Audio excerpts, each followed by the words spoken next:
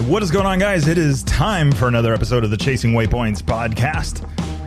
It's been a minute. It feels like it's almost been a year since the last episode. It's been a while. Anyway, we are back with another episode number 72. We're getting closer, 28 episodes to the 100th. Getting there. I think I got a pretty good plan. I think I got an idea. I was talking about it with a girlfriend. I think I know what we're going to be doing. Yep. But had a lot of time to talk. Got to spend the weekend in Baja, San Quintin, Baja California, Mexico, to be exact. We were down there for the Baja Rally San Quintin training in conjunction with American Rally Originals. You had Kyle McCoy, Dave Pearson, and Mo Hart down there. So we're going to talk about that today on today's episode. And then we are going to be chatting a little bit. There's some news. Kind of sucked, actually. But anyway, let's get into that party. Get the rally updates going. So we have been busy. I've been working behind the scenes. So we got right back from the San Quintin training that Baja Rally put on a couple of weekends ago. Not this past weekend, but the weekend before. And got a chance to hang out with a bunch of guys. It was a really great group of guys down there. Tony and those guys, Tony Palandrino. I know I butchered that one. Like I said, I mentioned Mo Hart, Kyle McCoy, David Pearson, all down there. Mike Johnson was there from Rally Comp as well. He flew in for the event. Robert Mann and the Kansas City Rally team guys were there. Ace Nielsen came down for that one. So really, really cool. I definitely enjoyed the time down there. The girlfriend and I both getting to see. It was her first exposure to rally and kind of what all happens down there. And so definitely had some fun, and also got the chance to keep track of the guys and everything on the Rally Comp system. So very, very cool on that one. Got to lay eyes on the newest edition of the Rally Comp. So newer screen and a couple of improvements there. Very, very nice unit there from Mike Johnson and the crew over at Rally Comp. So I was excited to see that. There was a few of them in the field. They were out testing them, as well as the Tower 1 from ICO Racing, which is the electronic roadbook reader. I got to see a few of those as well in action. So really, really cool. I got video of Scotty actually uploading a roadbook to one. Super, super simple. And I like that idea for the organizations being able to release the road books in a controlled manner. It's not as labor intensive, I guess you could say, paper rolls and, all of that stuff. So, it will be nice. Roadbook rolls do cost some money. They're not an expensive thing to create, or a very, how should we say, cost effective. They are not cost effective in that sense, but there's something about a road book and printing it out and taping it together. And yeah, granted, I come from a place where I don't have a whole lot of road book experience. I know the theory of operation much better than I know the actual operation of it, but it was awesome to see so many people jump on board and just get right to work on it. So, we'll back it up before we get too far into how that training went and what that was like. Some big news out of Spain this week. Actually, this last couple of days, I saw that Mason Klein right after went out to Spain. Excuse me, I'm trying to get my thoughts straight here. Out to Spain for the Andalusia rally, and then also Skylar Howes going over there. But it seems like they arrived just in time, almost late, but just in time to have the rally postponed right as they got there, citing that a drought that had been ongoing in the region, and then also an expected heat wave that was not going to make it safe for the riders. Which is, obviously we agree, safety first in rally. So it was really, really, it was cool to see that they took that into consideration. It's just kind of a bummer for the teams, especially, Mason and Skylar, who traveled from afar. Not sure if Ricky was already out there. I didn't see any posts yet, but it's possible, or that they were out doing some training in one of the other regions. And then we're planning to move into Spain right before the event. So the event was set to go off 6, 7, 8, I believe, of this month of June, which we have arrived officially today, June 1st. So I'm curious to see, hopefully no other postponements and how things shake up. It looks like they have, and let me look it up. I'm talking a lot about it, but let's look up because they postponed it, but they also announced the dates that they were trying to postpone it to. And I have a feeling it's going to be in rally month at the end of the year here. We'll see a rally 2022. Let's see here. All right. Yes, it was postponed to the autumn, scheduled for June 7th through the 12th. Has been postponed, citing a heat wave and drought that hit Andalusia this past month. The extreme weather conditions have considerably increased the risk of fires in the region, leading to local authorities to raise the level of fire alert to its maximum to preserve the already fragile ecosystem. Despite the follow support of local authorities, all of the parties involved have decided continuing with the rally is not possible at this time. The case of force majeure has obliged the ASO, the FIA, the FIM organizer to postpone the Andalusia rally until the autumn. To date, still under consideration, but on the initially planned route. So same route, just not sure exactly yet on the dates. It is going to be sometime in the autumn. So, hey, we get it. I mean, it's a beautiful region out there, and obviously we don't want rally racing to have that kind of impact out there. So definitely looking forward to it. It is one of the rounds of the World Rally Raid Championship, which how do they say that? As your boy Mason Klein leads the Rally 1 or Rally 2 class, I believe.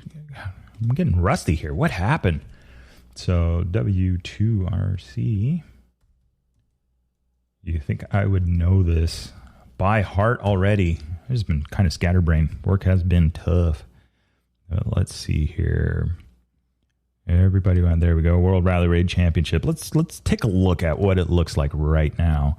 FIM. All right. Sam Sunderland leads it through the second round with a 63 total points. Pablo Quintanilla in the number 2 spot. He's at 46 points after 2 rounds. Matthias Wagner third. Lead with 35 points and then 1 point behind Ricky Brabeck in the 4th after 2 rounds. Toby Price 5th with the team KTM Red Bull Factory team. 25 points there, and then 1 point behind him is Nacho Cornejo on the Honda on 24 points. Adrian Van Beveren in the 7th spot, 20th. This is going to be interesting, though. They only did that first round, and with Yamaha coming out of rally in that sense, because then they turned around and it looks like the guys over from Rebel X are now helping field a Yamaha factory team on the real. I'm not going to say the real. Let's go say on the big boy bikes. They're on the 700 Tenere 700 World Raid bikes that they've modified and set up for rally. Poltar is, of course, if you guys don't know who it is, look up the Seeker films on YouTube.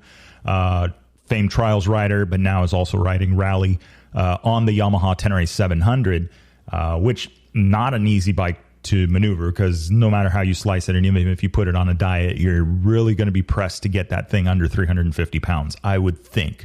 It would be interesting to see what it is, what kind of specs they're running on that bike, what the weight is, and that kind of thing after they finish doing what they do. But it is still a heavy bike, and he's still out there in the dunes throwing it around.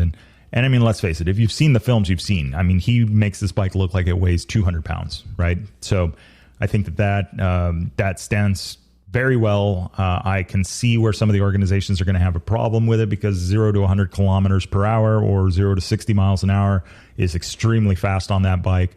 And then when it comes to top speed, if you let the thing go, it's going to go very, very fast. So 110 plus, not a problem with that bike, I would think. Unless the organization said, well, I'll tell you what, you were going to run a 10-tooth front sprocket with a 63-tooth rear sprocket, and then you can't get over 50. So you never know. But that is that. Let's see here. let's see. Here we go. Rally 2 pilots. Mason Klein. Ooh, look at that. Mason Klein on the BAS World KTM Racing Team after 2 rounds, 63 points for him. Then Dumoutier in the number 2 spot at 44 points. So a sizable lead there for Mason on that one. So scoring 38 points at the Dakar and then scoring at the Abu Dhabi Desert Challenge, scoring 25 points, winning both of those events. Then Dumoutier, a third at Dakar with 24 points, and then a second at the Abu Dhabi Desert Challenge, scoring 20 points there. Then Chaplier in the number 3 spot, only at 30 points. Dabrowski, 4th, 27 points. And then the other Brabeck from the Czech Republic, you've got 20 points, placing 4th at the Dakar. Bradley Cox, 6th, teammate to Mason Klein on the BAS Dakar team. Bradley on 17 points. He placed a 5th at the Dakar. Lucci on the Solaris bike, 16 points. Llanos in the 8th spot, 15 points. Moore on the 9 spot with 14 points. And then Galiznakis is going to be 10th with 12 points. So Mason Klein got a little bit of room to breathe. Looks like the next one is going to be Rally Kazakhstan, and then Andalusia, and then Rally du Maroc. So interesting lineup. We'll see how those shake loose here over the next few months.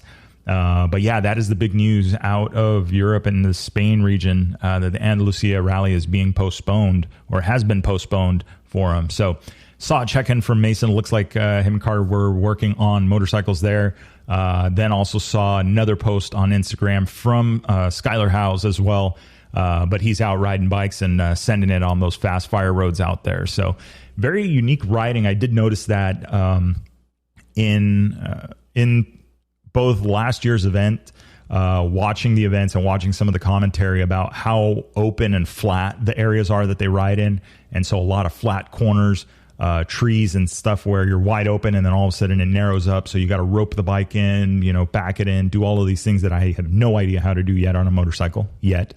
But it definitely makes for an interesting ride. Some people are really good at fast technical rough. Some people are really good at fast and flat. Some people are good at all, no matter what you put them on. So it really kind of depends. It does, I believe, does take different riding styles in order to kind of get competitive. Because again, I mean, not only are you having to navigate, but you're also having to slide the bike around and do all that stuff. And you have to be pretty confident. The room for error on that, because everybody's going to be fast, is very slim. So the navigation is important. And then also the technique is important. So it'd be interesting to see how you work your way up to that. That might be something I reach out to these guys. I have been looking at different training classes, following, if you haven't already, I'm following Dave from Couch to Dakar, Dave Black, and then a few of the other guys, but watching his riding progression with trials, and then he's been attending the Jimmy Lewis riding schools.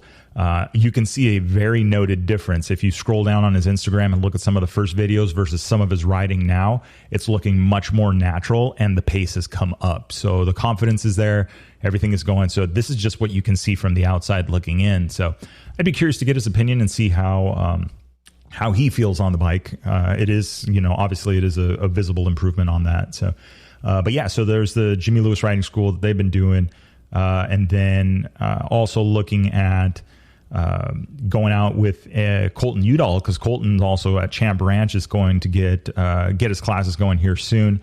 So definitely looking to maybe spend some time up there. That is local here in Southern California. And then on a recommendation from Skylar, Destry Abbott School, the D8 training facility. So looking at those, I feel like it's like going back to college or going back to school. There's going to be some teachers you just click with and you understand, and there's going to be others where, okay, well, I'm going to work on these drills, but I don't necessarily feel like we're on the same page. You never know. But the way I'm looking at it is you know what? Any kind of training is good training. Technique is very, very important. That was actually a conversation that we had in closing as we were leaving the San Quintin area when we were talking about suspension and stuff like that. And, I want to invest and do more on the bike and be comfortable with it. But at the same time, rider ability has a lot to do with it. So if you're making mistakes that are fundamental and are technique-based mistakes, no amount of suspension is going to help correct that. So, and if anything, could lead to more trouble. Or the other way around, I mean, you want to have a good baseline too. You don't want to go out with like a whack setup. So we'll see. Got to put miles on it.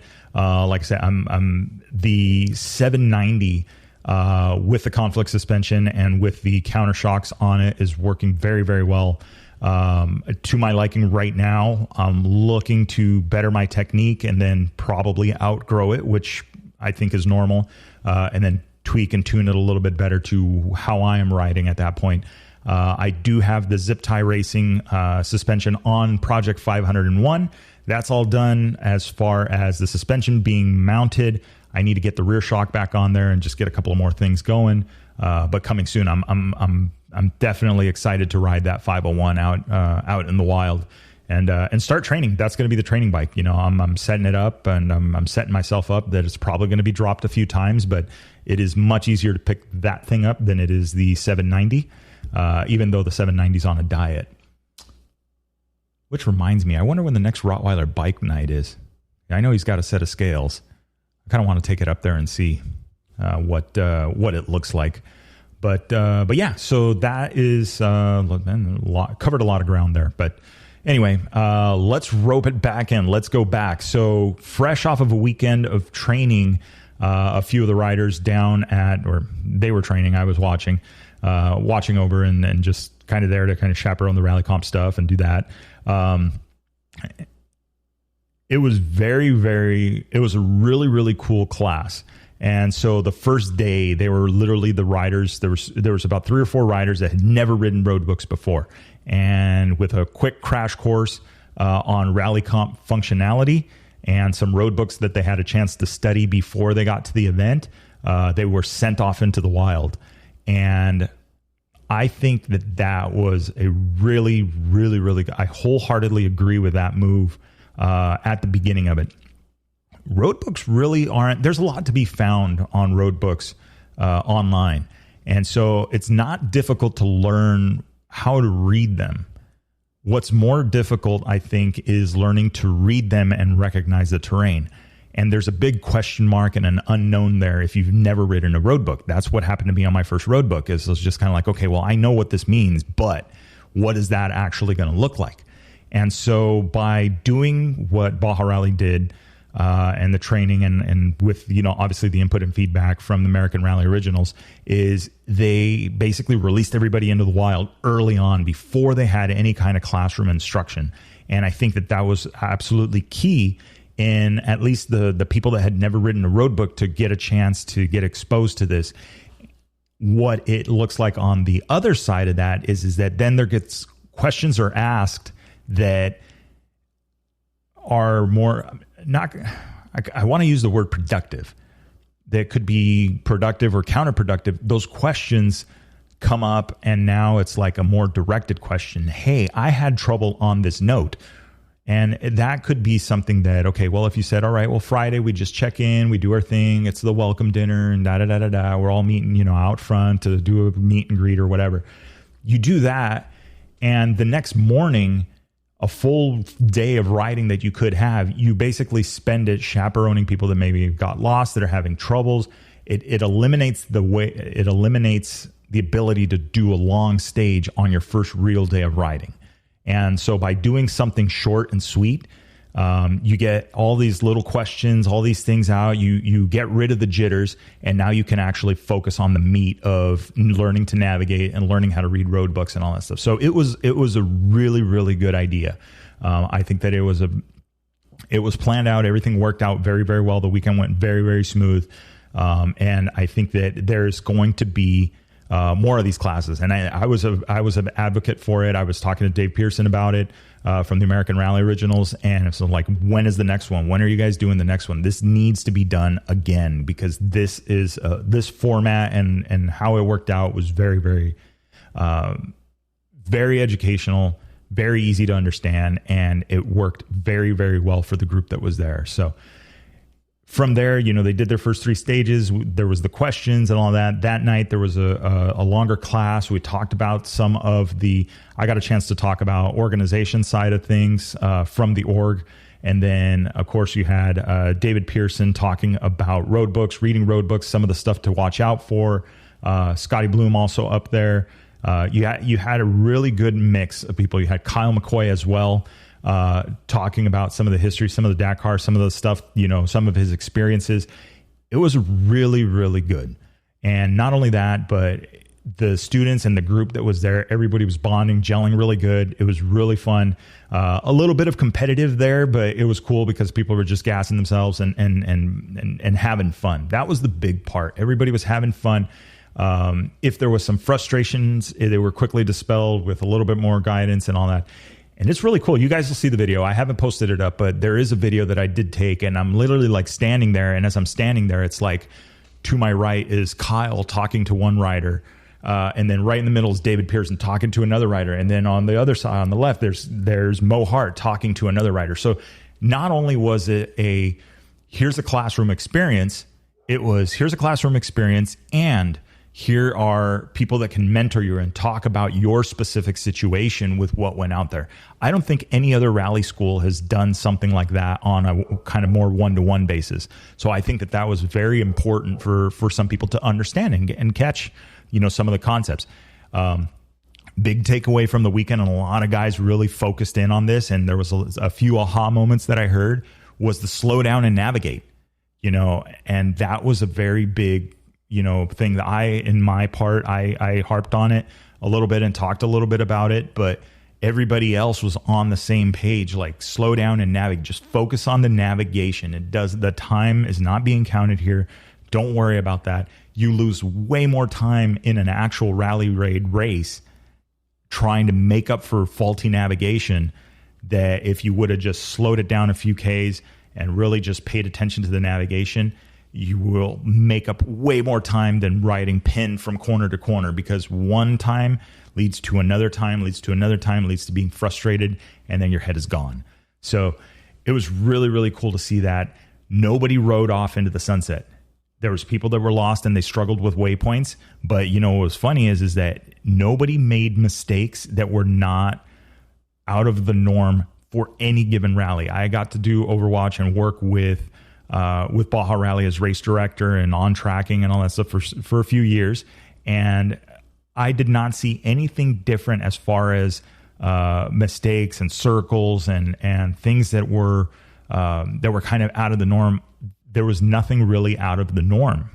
There was sections that we thought, okay, where they said that the road book was tricky because they were basically pre-writing the road books and getting familiar with the course and where maybe some of the congestion, the pain points may be.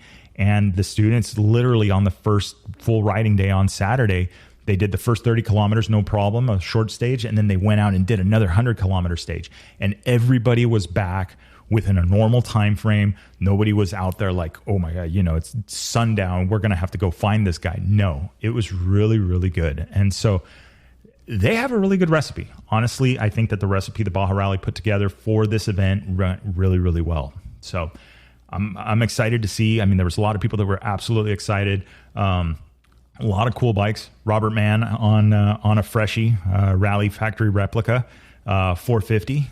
Took that out on Sunday. It was a really good looking bike.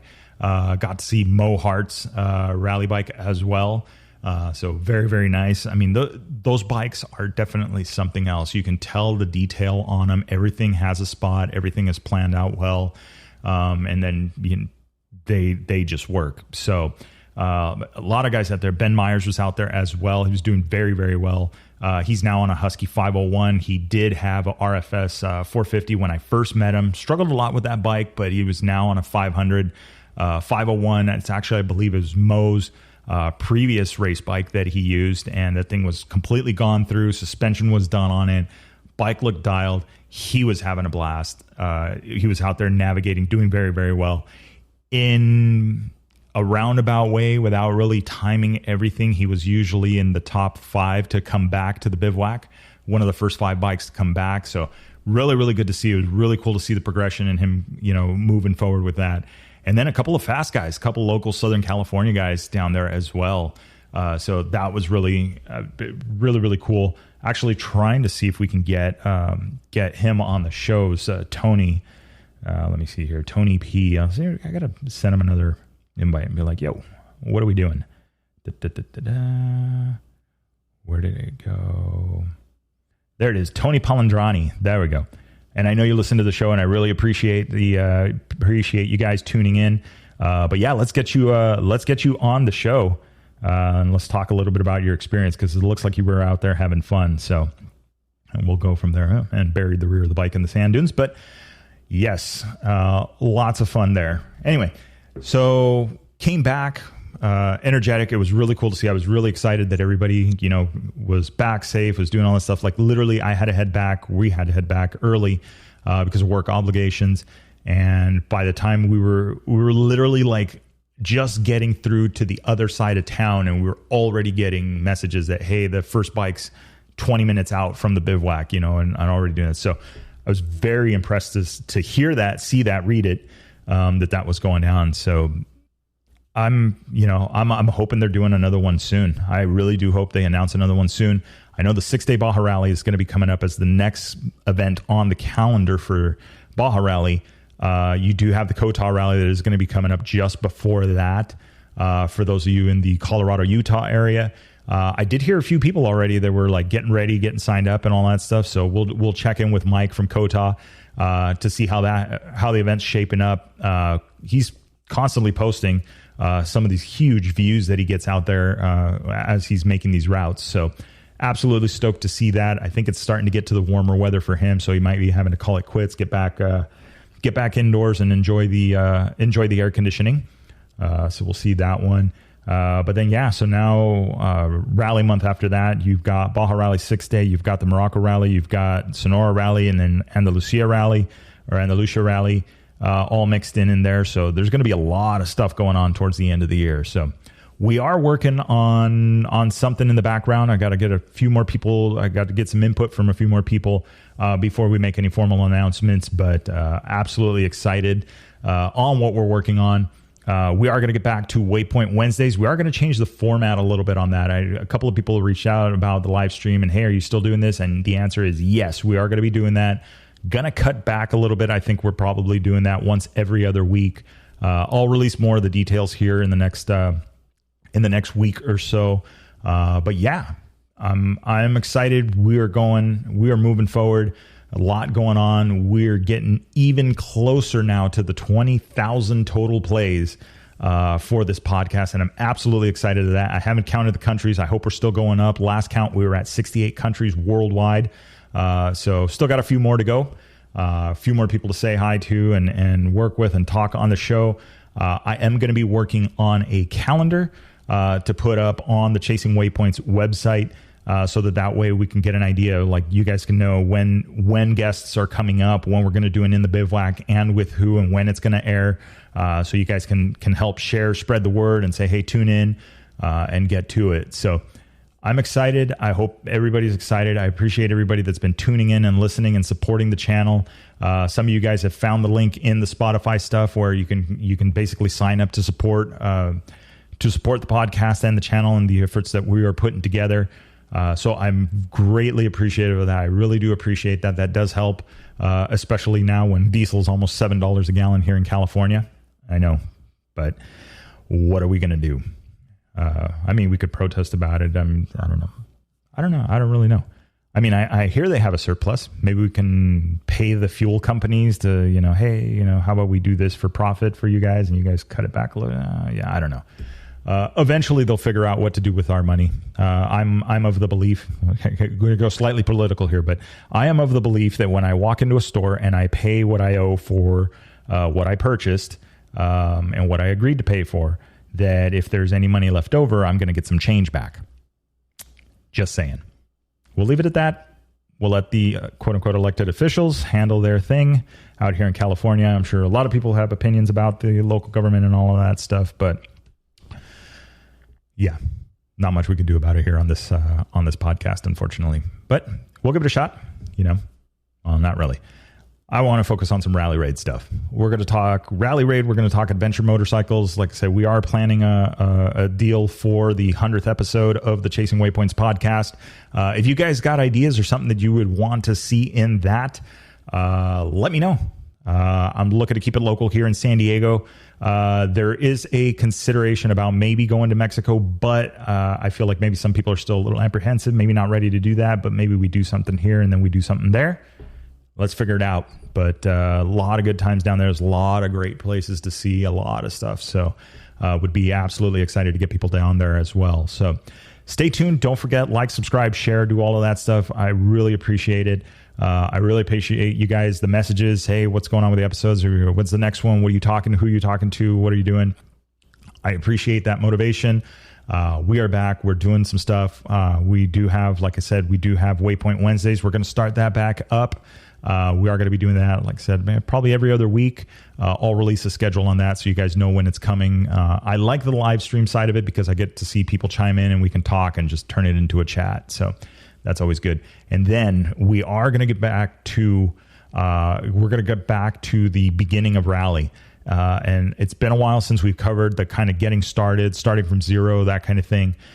In Rally Raid, there's a lot of new people that are listening. There's a lot of new people that are interested in getting into Rally Raid. And so we're moving forward with that. I am working on the 501, getting even closer. I did talk about that a few minutes ago.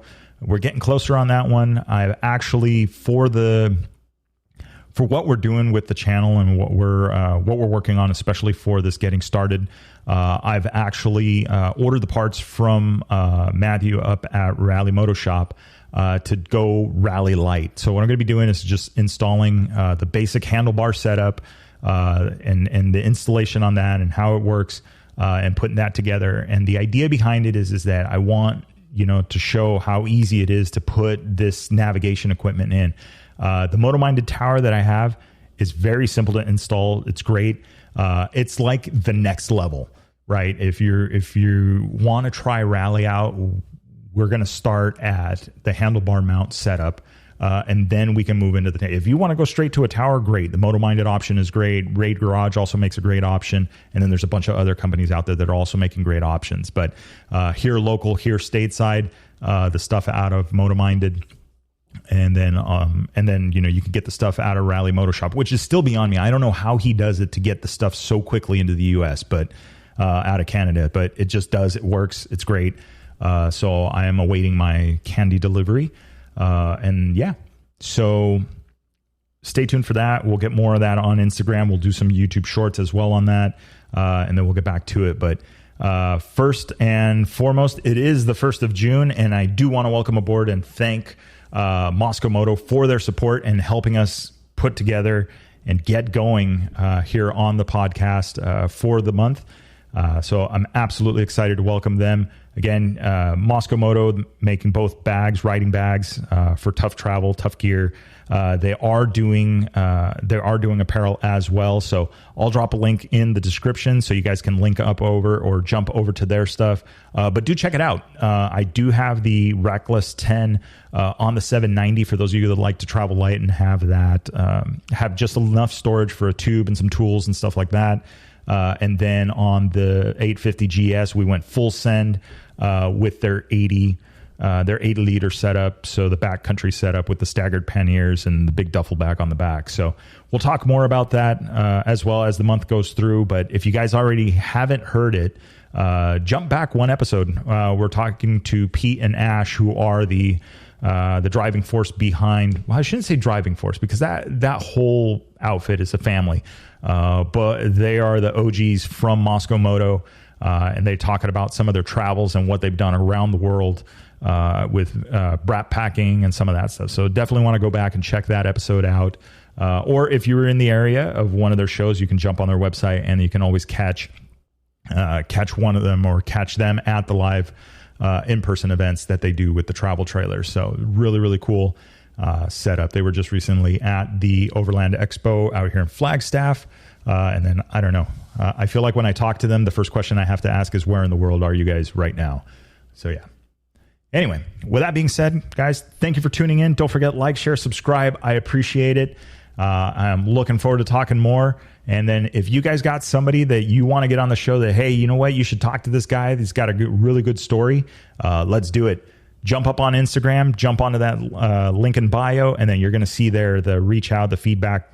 Click on that. It'll send me an email. Just let me know, and we can go from there. So with that being said, guys, hope everybody is having a good week. We will see you guys for the next episode.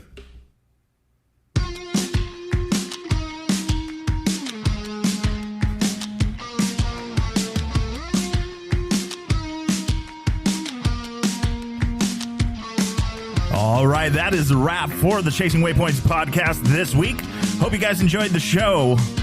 Don't forget to like and subscribe if you like what you heard. We are available on Apple Podcasts, Google Podcasts, and a bunch of others. Also, follow us on social media. You can find us on Facebook under Chasing Waypoints, Instagram Chasing Waypoints _official, and of course, the YouTube under Chasing Waypoints.